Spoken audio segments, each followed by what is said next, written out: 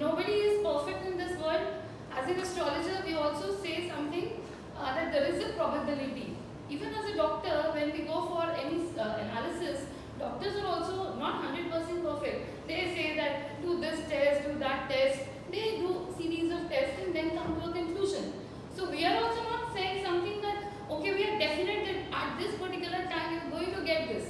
No, we are not saying that. What we are saying is by this index we can say that there is a vulnerability. So looking at the chart, if you have this particular kind of combinations, then you are more vulnerable. Okay. So let's start. So this is an innovative approach.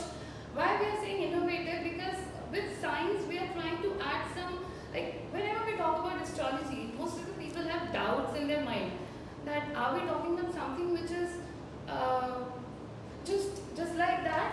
What is science in it? How will we prove that? So whenever we talk about science, we need to prove it. Okay. So better to have some kind of a model or some kind of an index that will tell you. So here in this presentation, I am trying to come up with an index which is Ravi. Let's start. Okay, Rahu and Ketu. I think all of you are aware of Rahu and Ketu. Recently, we are also having a movie based on Rahu and Ketu. Okay, Rahu is the North Node. So if you look at this is the solar path, that is an ecliptic path, and this is the lunar path. So Rahu is the North Node. It's an imaginary point. Okay, it is not something a definite planet. It is an imaginary point. Both Rahu and Ketu are imaginary point, and in Vedic astrology, Rahu symbolizes desire, obsession, illusion. Okay, all these things. Whenever we talk about these things, we can correlate this with addiction. That's why Rahu is also linked with some transgressive behavioral patterns. Rahu is also related with restlessness. So that's why we have linked Rahu with addiction. Next slide. So what is addiction? Addiction is dysregulation of brain reward system. Brain reward system, brain is rewarding us with the dopamine surge. Okay, so we again want to do the same thing again and again. So that is addiction. So key features include impulsiveness, craving, attitude, reduced self-regulation, and all these is related with what Rahu gives us. The symbolism of Rahu. Next slide. Not much research has been done with respect to the Rahu-related yogas and addiction. So that's why we started this research. And we also have an integrative approach. That is, we want to use this to help the person well in advance. Next. So objective was to correlate the Rahu influence yogas with addictive behavior. Identify some astrological markers. That looking at this marker, you can say there can be a problem. And then develop this Ravi index, that is Rahu addiction vulnerability index. Next. So some of the yogas which we should look at whenever we are analyzing a birth chart related to Rahu. One is the Graha Dosh.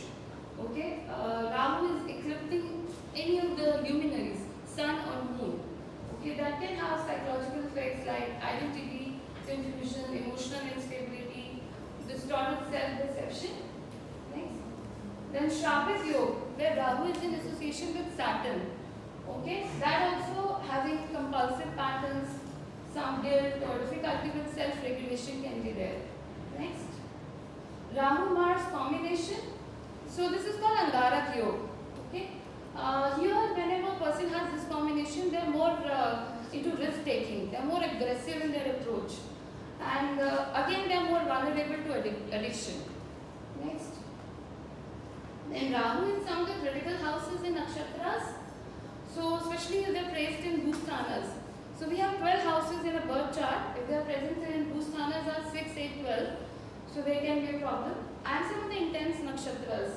Then you can have obsessive tendencies and maladaptive coping patterns. So our study design is largely correlational one. We will correlate what we see and observe in the person through psychological analysis and what we observe in the birth chart. Then adult participants were taken which are having these behavioral addictions, and Rahu pattern is also identified through natal chart analysis. parameters which psychologist does, and these data will help us to correlate with what kind of observations we have from our birth chart.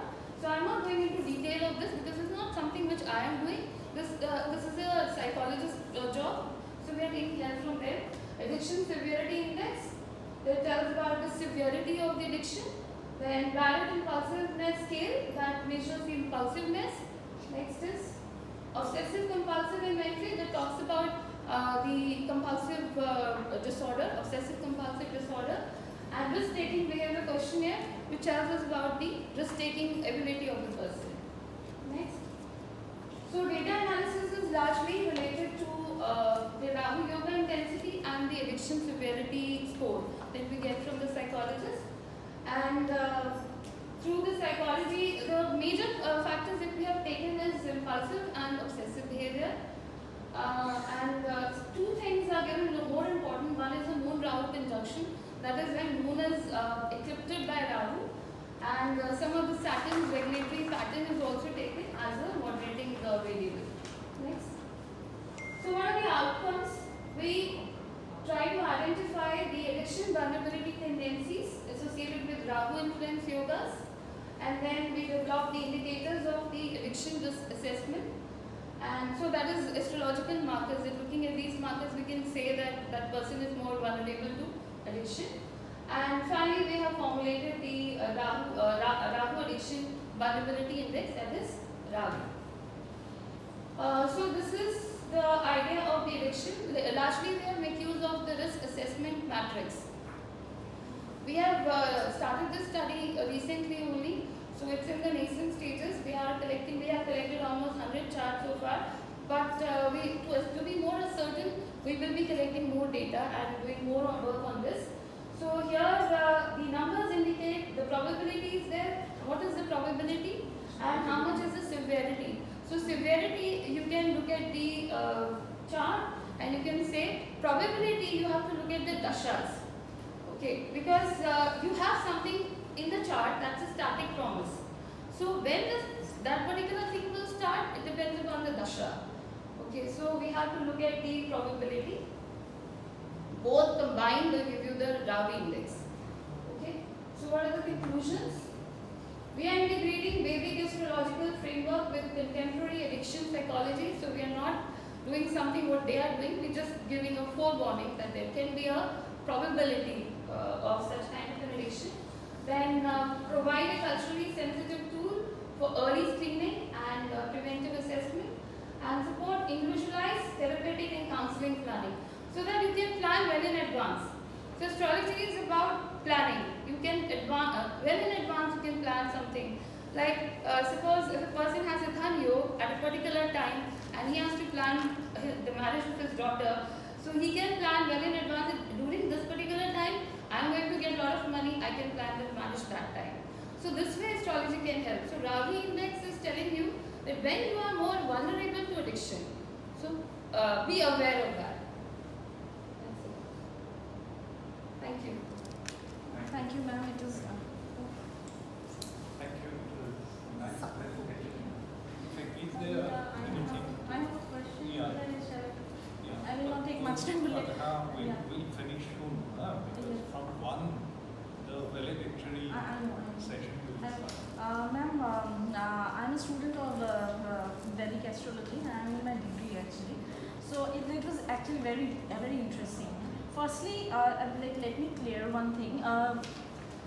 How much numerology play role in astrology? Like birth number and Vedic number. Like if birth number is 2, 11, 112, and then the Vedic is 4, that is Rahu. So will that affect the mental health of a person? First question. Yeah.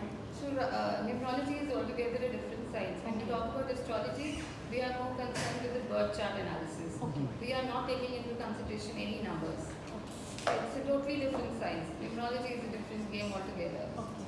Thank you, ma'am. And I have come across one chart. Like I don't analyze, but then our teacher he gives us chart to analyze, and so the fourth I remember there was like in the fourth house Makar Rashi was the ascendant, and then in the fourth house there is Rahu and Venus in the fourth house. And then the near one was March. So Drishti was, oh no, it was sitting in March only. So what will be the implication? March. So Mesh Rashi. Mesh Rashi. Mesh Rashi. So Mars. So what implication will that person have because of Rahu sitting with Venus and that too in a house of Mars? So you are talking with reference to addiction? No, not reference to addiction, but because Rahu is a So in shadow that planet. case, whenever How it is going to see- affect that see, person? to say anything related to that, it's like you can't do predictions or anything just like that. Okay. You have to see the entire chart, you have to see the degrees of the planets, and so many other factors. The aspect of the other planets are met, the associations, who's the Lord, where the Lord is sitting. So many things you have to see. Just by whatever information you are giving, it's very difficult to say anything that way. So I was basically If I talking about say the conjunction of Rahu and Venus in Mars actually. So will that affect the person? Like I don't know. More question to it. I think